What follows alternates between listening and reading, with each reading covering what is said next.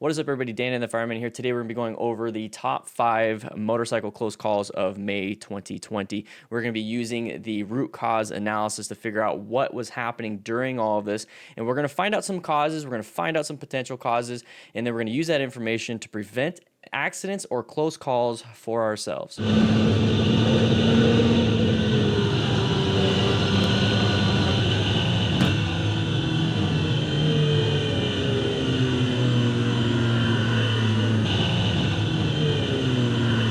That was a close one. Man, that was close. So the first one is actually pretty common. This happens quite a bit when you are out in the hills, you're out having some fun. Either it's a blind turn to the left or a blind turn to the right, or a blind turn going up and over a crest of a hill. Now that's what's going to be happening here. One of the biggest causes of this close call is going to be that truck crossing over into our path of travel. They weren't paying attention. They weren't doing what they're supposed to be doing. It's pretty self-evident that that is a cause of this close call. But there's some other causes of these close calls. Now, how you use the root cause analysis is that a cause has evidence based on it. Now, it's obvious that that truck went into our path of travel, but there is some evidence that points to lack of vision. It's why it's called a blind turn, is that we have no vision of what's on the other side. So we're not able to prepare very well for anything that might be right there because of lack of vision. So there are some potential causes. There's going to be speed, PSI, did they have a brain aneurysm, whatever it is. Those are potentials and that we have no evidence for. That's why we're going to go ahead and stick with what we can see. And right here, this is exactly what we see. We have this vehicle coming over the top of this crest of a hill. We can't see it until the last second. So vision is going to be a big problem. So that's going to be self-evident, and there is some presenting evidence there. So this vehicle crossed into our path of travel. So that is going to be a cause. Now, there's going to be some speculation. We're going to go through some more whys. Why? How did this happen? How did this happen? And that is all part of the cause and effect methodology. So part of that is asking why, what happened? Okay, we have a close call with another vehicle. That is going to be the effect. Why did that happen? And we start going back. So lack of vision as a cause. The vehicle going into our path of travel is a cause. And we can actually branch off and take a look at all these potential causes. So, PSI, how good is the tires? How good is the situational awareness? How good is their fundamental skills? How good is any of this stuff? Have they had training? Is this a brand new person? What is the thought process going on? What's the ego mentality of all these things? Those are all potential causes, but what I want to focus on here is the lack of vision as a cause. So the vision right here is going to be a big problem. If you ever get to a situation like this, you need to go into immediate orange stage. Orange stage is going to be where you're prepped and prepared for a hazardous threat or zone. This is a hazardous threat or zone where I can't see. So if I can't see, boom, orange stage, I'm prepped and ready to go into red stage and use some type of swerving or use some type of emergency braking and find an escape path. So what he did here was actually very good. He saw what was happening, and I know it's in slow motion, but how our brains process a lot of this information is going to be in a split second, and that's where your training kicks in. So he's going to be moving up here, and he sees the truck. The truck started to swerve, noticing that they did something wrong, but look at where we have to go. This is where the red stage should be kicking in, and you see that small escape path. That is where you should be aiming it. So the only way you're able to aim your bike, aim everything that way, is that if you're able to scan for it, if you're able to have your situational awareness ready for it and finding that escape path, and then using your fundamental skills of swerving to get into that escape path. That is where it's extremely important to have that. And if you fail at any of that stuff, making sure that you have full protective gear for you and your bike, and then hopefully if there is somebody following you that didn't get into a crash, they have some medical training to hopefully save you or help you out. And that is exactly what it is to be a smart rider, well, on top of the teaching and mentoring other riders. So guys, let's go ahead and jump into the next one, and I won't have to explain too much about what a root cause analysis is.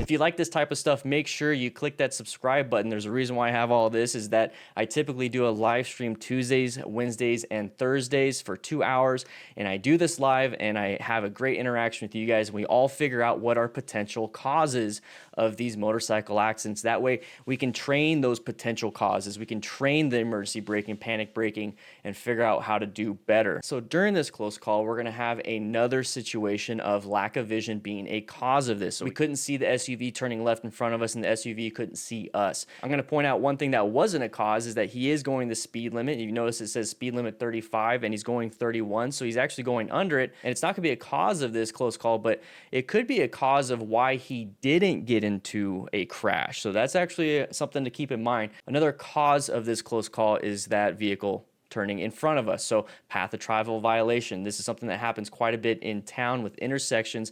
And this is why I personally like to go into orange stage going into intersections, because a common cause of a motorcycle accident inside of an intersection is a path of travel violation and vision. So when I see this intersection coming up right here, I can't see anybody that is going to be in the left turn lane wanting to turn left in front of me. So I'm already going to be in orange stage just because of intersections are default for me. But since I can't see very well and I have a feeling maybe there's somebody there, maybe there's not, I don't know, I'm going to go ahead and be extra careful. But I'm also going to be careful of this vehicle right here. We talk about situational awareness all the time on the live streams. And one of the things that I tell my students is to look for patterns, and the side of a vehicle is definitely a pattern for anybody that wants to come into our path of travel, like an intersection, perpendicular. So be very careful, especially if you see this type of pattern, and that should be a potential cause of a close call or a crash. But right here, we still can't see. It doesn't look like anybody's going to be there. So he's actually in a good position. This is where you're going to have the most vision for this lane itself. If you want to move over into the right lane, that's fine, but also take a look.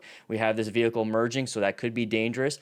About right here is when we start to see that pattern of a vehicle coming out in front of us. You see the tires turned, you see the headlights pointed, not straight, but at an angle, and it is an intersection, so it's always going to be this scary moment. So hopefully you went into an orange stage right now, and you're going to go into a red stage, not brown stage, where you panic, like a panic brake and everything. So he does a good job right there where he applies that front brake. That's actually going to help him out. That is a fundamental skill that he probably trained. I don't know, potential reason why he didn't crash, but he does use progressive brake pressure, where he's going to apply more and more and more, while more and more weight's going to get on that front tire. More weight on the front tire is more friction, more traction. It's going to go ahead and hold, compared to a panic brake of just slamming 0 to 100% brake power, where you're going to lose traction and dump the bike. So he did very good here. And this is still a very dangerous situation. So red stage, red stage, red stage, red stage, and he gets past it. If you notice, he actually did a swerve with it. So he went from lane position 3 to about lane position 1 to the gap that is increasing, and that is very important. So you want to swerve into the gap that is increasing. So the gap to the left will increase while the SUV wants to travel from left to right. To the right, if you swerve right, that gap is going to close, and you're going to have to accelerate to get into it, but it's already this weird situation where you're applying the brake. Now do I accelerate? What do I do? Keep it simple. Go for the gap that is opening up, and then swerve into it. Okay, guys, so there he goes. He does a good job. He's going to look back, and then he's going to go on with his day. So guys, remember, this is why we need to be situationally aware, and we need to figure out what it is that's causing these things. That's the whole point of an after action review, is to go over this detail and then figure it out so we don't do it ourselves. Let's move on to the next one.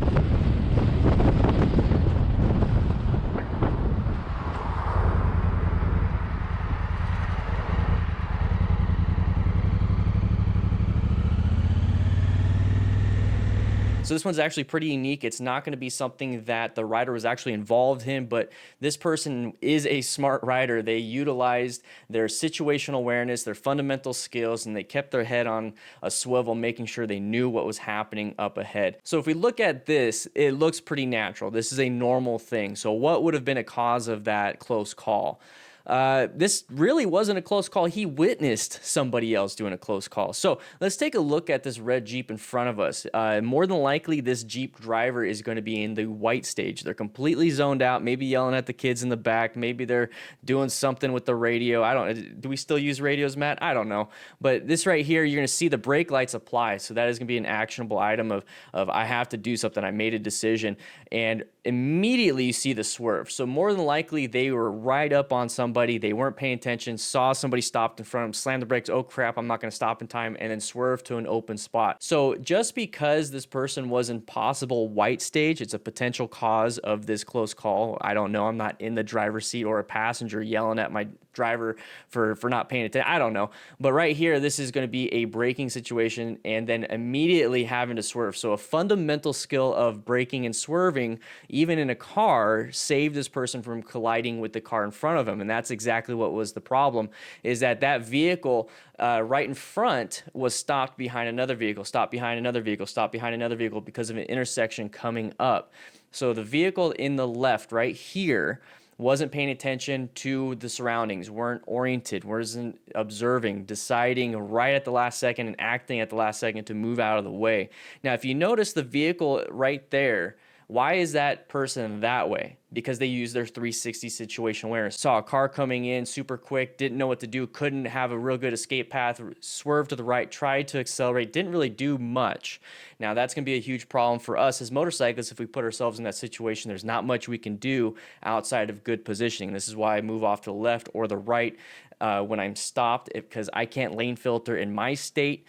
But this is the best I could possibly do. So kudos to the driver right there for paying attention to 360 situation awareness. Not much they could have done if there was a collision outside of maybe getting a really good safety rated vehicle. And then also the vehicle to the left did a good job swerving and braking. Now it's a lot easier to swerve and brake in a vehicle. If you panic brake, you're not going to dump the bike. You know, you're not going to, all of a sudden your car is going to flop on the side. So in a car, it's a little bit more safer. You get a little bit more safety options, ABS, you have traction control with 4 tires, all these different things. But this is a very good situation to look at as a motorcycle rider, is that this is how we should position ourselves inside of stopping at an intersection, getting ready, zoning in, paying attention. The reason why I wanted to bring it up is because the cause and effect methodology is going to help out in any situation, whether you're driving, riding, walking down the street, picking your nose, deciding whether to eat it. It doesn't matter. So figure it out, learn it, and you're going to be a smarter rider. Let's move on to the next one.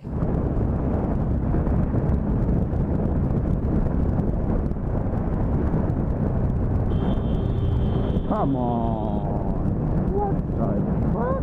I'd like to say thank you to the DDFM crew for participating in the parking lot exercise section of the Discord. You guys have been practicing, developing your fundamental skills, maintaining them, you know, getting better. It's really cool to see. If you would like to participate, join the Discord. It's absolutely free. Link will be in the description and the first comment. So right away, what we're going to do is look at this image right here. This looks like it's a multi-lane highway. I'm unsure what the speed limit is. There's no signage during the video that I can see, and I see that he's going about 73, 77 during this video. So speed is a potential cause, unsure exactly why, but let's go ahead and stick with just one cause of this situation. So we're going to be moving forward. This is the vehicle that is going to be the cause of this close call. So right here is the moment that vehicle switches into our lane.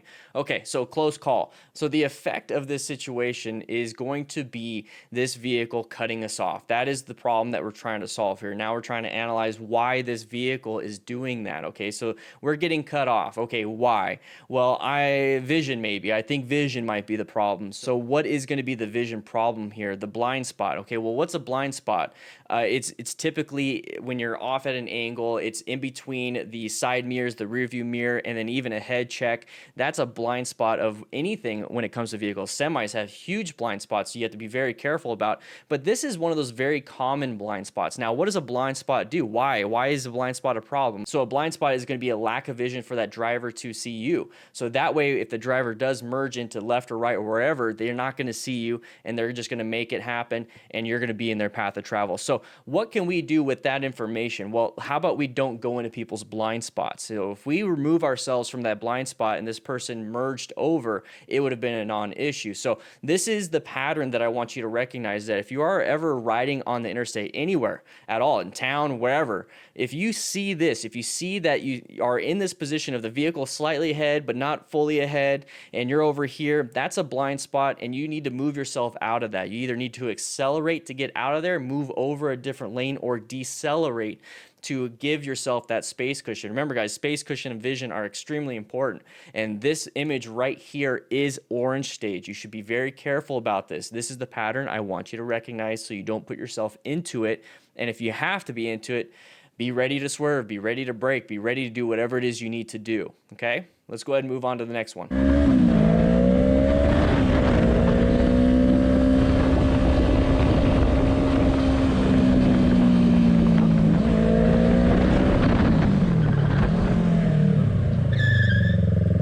with those lessons learned from the previous videos, it's almost getting into the same situation of I can't see, they can't see, we just can't see each other. There's also all these other potential causes of why you can't see. You have inattentional blindness, you have motion-induced blindness, you have everything. So those are all potential causes, but the cause of a lot of this stuff is just I can't see you, you can't see me. It's as simple as that. So that's why we need to be better and better and better to see these things, so we're not in this situation. If they can't see me, that's great. Whatever. I can see you though, and I can make actionable items to get myself out of these situations while you just keep going in la la land. That's where we're going with this.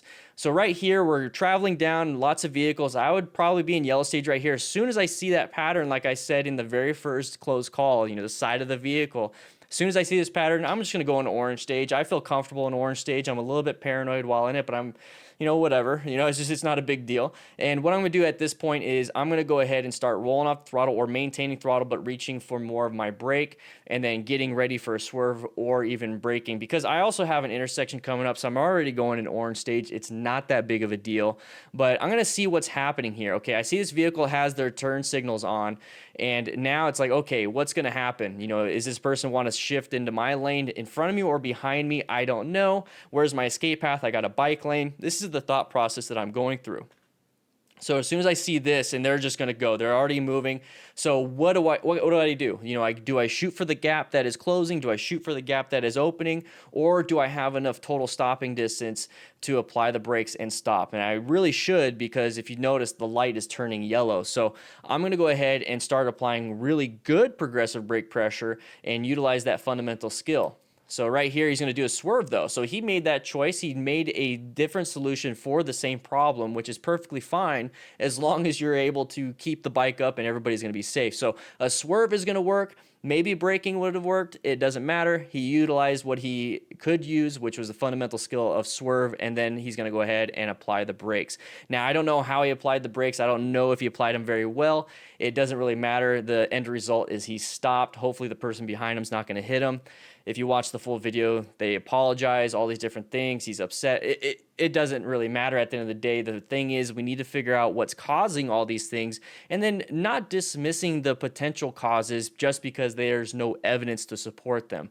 The cause of a lot of these accidents and a lot of these close calls are going to be poor vision and poor fundamental skills, whether that's going to be braking, swerving, counter steering, counterbalancing, whatever it is. Okay, so that's why we go through this process to figure out what is happening, so that we know what to learn, we know what to teach, we know how to teach, we know who to talk to. That's the whole point of this. Okay, guys? With that said, I hope you guys had a good time. If you want to know more about RCA, let me know. Join the Discord, and we're going to have a good time. All right, guys? Bye.